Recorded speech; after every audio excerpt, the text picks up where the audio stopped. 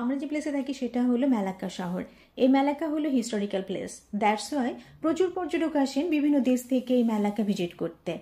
আর Malacca হলো Kuala Lumpur থেকে only 200 kilometre দূরে। এই মালাক্কাকে না রাতের শহরও বলা হয়, বিকজ যত রাত হবে ততই এর সৌন্দর্য অনেক বৃদ্ধি পাবে। এটা দেখতে পাচ্ছেন রাতের বেলা বিভিন্ন ধরনের কালারফুল রিক্সা। এই কালারফুল রিক্সা মেড করা হয়েছিল অ্যাকচুয়ালি বেবিদের কথা চিন্তা করে, বাট পরে ছোট বড় সবাই অনেক এনজয় করে এই রিক্সা রাইড করে। দেখতে পাচ্ছেন যে মহিলা অনেক হ্যাপি, আর এই মহিলার সঙ্গে কথা বলেই বুঝতে পেরেছি যে উনি অনেক হ্যাপি হয়েছেন এই রিক্সা রাইড করে। এই রিক্সা রাইড করতে 10 থেকে 15 মিনিটস রাইড করলে আপনাকে পে করতে হবে 25 রিঙ্গিত, যেটা বাংলাদেশি টাকায় হলো 735 টাকা।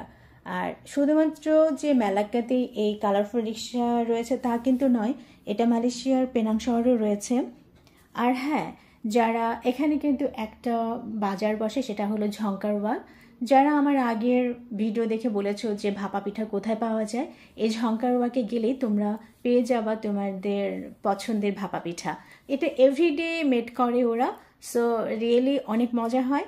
আর কেমন লাগলো আমার এই রিক্সা, কালারফুল রিক্সা দেখতে, প্লিজ সবাই আমাকে কমেন্টস করে জানাবেন। সো সবাই ভালো থাকবেন, সুস্থ থাকবেন। আল্লাহ হাফিজ।